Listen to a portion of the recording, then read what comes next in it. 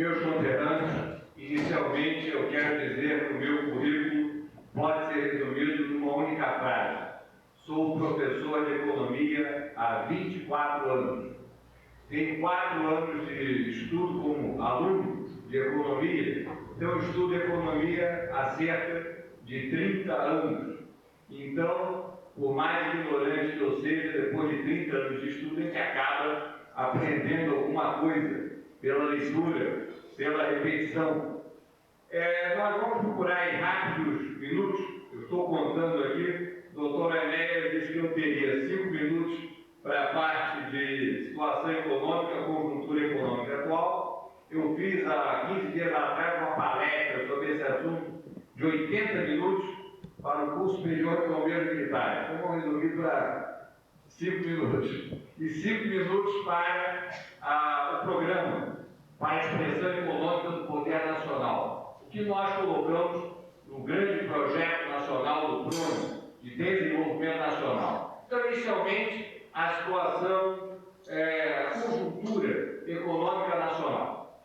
Meus senhores, senhoras, vamos voltar no tempo e no espaço, vamos relembrar o lançamento do chamado Plano Real, que na realidade foi dividido em 3 etapas. A primeira etapa, a criação do Fundo Social de Emergência, onde houve um desvio de 16 bilhões de dólares da saúde, da educação, sob a justificativa de que este fundo seria aplicado em obras emergenciais em setores carentes. Na realidade, estamos vendo agora que estes recursos foram desviados, estão sendo aplicados na compra de material de expediente, de copos, de viagens, de diárias, etc., de membros do Planalto. A segunda fase foi a chamada fase da URV, que durou até junho do ano passado, de 94. O que aconteceu? Dizem que nós, brasileiros, temos memória curta. Nós não temos, não. Vamos relembrar. Os empresários, nos últimos 15 dias, nas últimas 2 semanas, elevaram brutalmente seus preços. Então, quando o Plano Real foi implantado, a partir do dia 1º de julho, o que aconteceu? Os preços estavam, que nós chamamos de pico da montanha. E os salários? Os salários, a partir daí, passaram a ser corrigidos pela média dos preços. Então, nós calculamos que houve uma perda média, quando digo nós, economistas, o professor Décio, nós, da Universidade de Brasília, outros grandes economistas, não eu sou um eterno aluno de economia, e vou aprender com os senhores que o professor é aquele que aprende em cada aula, em cada sessão. Não existe um processo de ensino-aprendizagem muito complexo. A cada pergunta, nós estamos aprendendo. Então, o que aconteceu? Houve uma perda média de cerca de 40% da massa trabalhadora. Ó, senhor, vou dizer, isso é verdade, isso aconteceu? É simples. As estatísticas oficiais provam isso. Na década de 70, os salários representavam cerca de 52% do total da renda interna. A renda interna é composta de salários, aluguéis, juros e lucros. Hoje, a participação de salários foi reduzida para a metade, representa 26%. Então, alguém aumentou. Quem é que aumentou? Juros e lucros, principalmente. São essas taxas abusivas, extorsivas, cobradas 15% ao mês, 20% ao mês, que levam o país à asfixia econômica. Então, foi decretada em junho a terceira fase, a chamada fase do Plano Real. Qual era o objetivo? Manter a estabilidade da moeda. A que custo? A que preço? Primeiro, a moeda sobrevalorizada. Então, o governo aproveitou-se do fato de que o país possuía cerca de 42 bilhões de dólares de reserva para manter a moeda sobrevalorizada. Evidentemente, todos nós sabemos, é sabedoria popular, que R$1 não vale isto, está sendo apregoado. Quem tem alguma dúvida a esse respeito, basta ir a Londres, basta ir a Paris e tentar comprar algum bem com R$1. Não conseguirá, muito menos a essa que é anunciada oficialmente. Obviamente ela é fictícia. Mas o que aconteceu? O governo tinha que manter taxas de inflação baixas para poder ganhar a eleição. Então o plano foi mais político do que econômico. Ele obteve, ganhou, Fernando Henrique ganhou a eleição graças a esta farsa, graças a este estelionato. Qual é o segundo objetivo dele? Ele sabe que ele não pode manter isso por muito tempo. Ele não pode aguentar isso até junho, porque houve um acordo em Guarujá, em meados do ano passado, antes da eleição, com o então presidente Itamar Franco, houve um encontro de Guarujá, em que membros do governo passaram, os principais empresários brasileiros, banqueiros principalmente, chegaram ao seguinte acordo: não vamos mexer em nada na economia até junho de 1995. A partir de julho, então, seja o que Deus quiser. É este o compromisso. Então, o que nós estamos vendo agora? Qual é o objetivo real deste governo? É seguir as diretrizes traçadas pelo diálogo interamericano.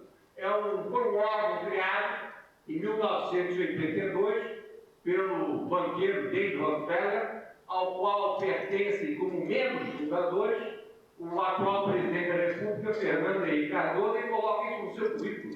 Não é segredo para ninguém. Outros nomes: José Lindgren, Celso Latter, foi ministro das Relações Exteriores, e página. Em 92 aderiu ao diálogo interamericano o senhor Luiz Inácio Lula da Silva. Nós temos a comprovação da sua assinatura nesse documento. O que esse documento prescreve, na realidade? Ele prescreve, dentre outras barbaridades, o seguinte: implantação do conceito de soberania relativa das nações. Então, acaba o conceito de soberania absoluta. Segundo, transformação das Forças Armadas dos países das Américas em milícias apenas destinadas ao combate ao narcotráfico. E na parte econômica, o quê? A implantação do neoliberalismo, com a entrega dos recursos minerais dos nossos países aos irmãos do Norte. Então, qual é a potência, na realidade, que comanda o NAFTA? Estados Unidos da América do Norte. Eles precisam, daqui a 15 anos, mais ou menos, eles vão ter necessidade de água. Apenas 2 países do mundo têm água em abundância. Terão água no ano 2015, Brasil e Canadá. O Canadá uniu-se ao México para formar o NAFTA com os Estados Unidos. Acontece que os canadenses não foram bons, eles tiraram a água do acordo do NAFTA com os Estados Unidos. Então, o que aconteceu? Nós estamos agora, o governo agora está enviando para o Congresso, está conseguindo a aprovação, graças a métodos fisiológicos, de quê? Da equiparação da empresa chamada brasileira com a empresa brasileira de capital estrangeiro. Ou seja, acaba com a distinção entre as empresas alienígenas e as empresas nacionais.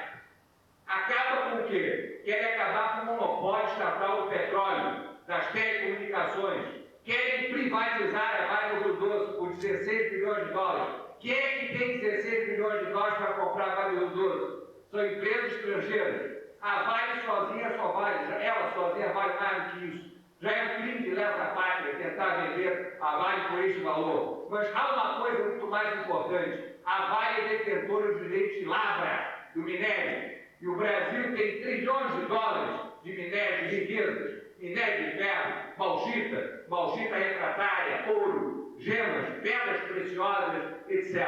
Então nós vamos entregar esse bombejado, porque caiu também como eles conseguiram fazer passar, em primeira votação, a questão dos minérios, né, no Congresso. As empresas alienígenas podem agora também explorar os nossos minérios. Então, em suma, nesse tempo exíguo de que eu disponho, qual é o grande objetivo do governo Fernando Henrique Cardoso? É seguir as diretrizes do diálogo interamericano. É a entrega incondicional do Brasil. É a volta a quê? A submissão aos Estados Unidos. Então, país central, Estados Unidos da América do Norte, país periférico, os demais países das Américas.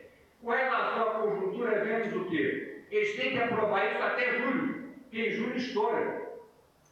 As nossas reservas cambiais já baixaram para 29 bilhões de dólares. Metade é constituída de capital que vai embora de um momento para o outro. Nós temos já até agora, até abril, um déficit, saldo negativo de balança comercial de 4 bilhões de dólares. A previsão é um déficit este ano do balanço de serviços de 10 bilhões de dólares. Se nós não tivermos um superávit de 5, que é o que eles preveem na balança comercial, nós podemos ter um déficit multoso de cerca de 2 a 3% do PIB. Porque o balanço de serviços, se estimativa do governo, 10 bilhões, não vai ser de 10 não, só juro, tecnologia, isso deve ter a 15 bilhões de dólares, isso eu afirmo. 15 bilhões de dólares de déficit do balanço de serviços. Então, meus amigos, a situação se agrava. O que nós estamos vendo no Brasil? Nós temos percorrido o Brasil, Minas, São Paulo, vários estados, vamos aqui agora nas Alagoas. O que nós estamos vendo? As empresas começam a empenhar as suas máquinas para poder fazer face aos seus compromissos. Começam a parar a produção, diminuir a produção. Começam a desempregar pessoas. Então, combate-se a inflação de que maneira? Do modo errado, diminuindo o consumo, diminuindo a demanda. Ao invés de aumentar a produção, aumentar a oferta, aumentar o quê? Aumentando a produção, aumentando a oferta, nós aumentamos a geração de empregos, aumentamos salários, aumentamos renda, aumentamos impostos. Então é todo um círculo chamado virtuoso de crescimento da economia. Então essa é a situação atual do país, que é muito grave, porque em julho a inflação volta, porque eles vão ter que desvalorizar a moeda, porque a situação cambial não mais sustentável. Então basta fazer uma conta simples. 15 bilhões vão embora a qualquer momento. 12 tem que ter, some 27. Nós temos 29 de vida, sobram quantos? 2 bilhões de dólares. É o que nós temos para aguentar uma emergência. Só em março houve uma invasão de 4 bilhões de dólares. Então vejam como é que a situação é grave. E a inflação pode voltar. Bem, essa é a situação, uma análise rápida da situação econômica atual. Quanto à questão do nosso projeto nacional, nós dedicamos a expressão econômica ao seguinte: o Brasil tem problemas conjunturais, que são aqueles que nós citamos agora, inflação, dívida interna, dívida externa, e tem problemas estruturais, baixo nível de qualificação da mão de obra, desemprego, subemprego, desigualdade na forma de repartição de renda, seja a nível pessoal, seja a nível setorial, seja a nível regional. Então, problemas sérios. Então, o nosso projeto baseou-se no seguinte: políticas estratégicas. Primeiro, diagnóstico. Quais são os grandes problemas estruturais e conjunturais? E não leu o livro ainda, preciso que leia para que possa discutir conosco, inclusive enriquecer esse modesto trabalho com a sua contribuição. Agora, meus amigos, quem me ouviu falar até agora, estamos com cerca de 14 minutos, estourei o tempo, em 4 minutos, desculpe, doutora Nélia, mas eu queria dizer o seguinte: não me julguem um pessimista, eu não sou um pessimista. Se eu fosse um pessimista, eu não estaria aqui. Também não sou otimista, não sou um bobo. Eu me considero apenas um homem realista. Se eu estou aqui, junto ao lado do doutor Enéas, é porque eu acredito no Crona. É o único partido que existe no momento no Brasil de oposição. É o único partido que tem um ideário, que tem uma filosofia, que tem uma doutrina, que tem uma proposta. Os outros partidos ou são do governo, ou fingem que são de oposição e por trás se coligam com o governo e fazem aquilo que o atual governo quer. Agora, eu acredito o seguinte: a situação é difícil?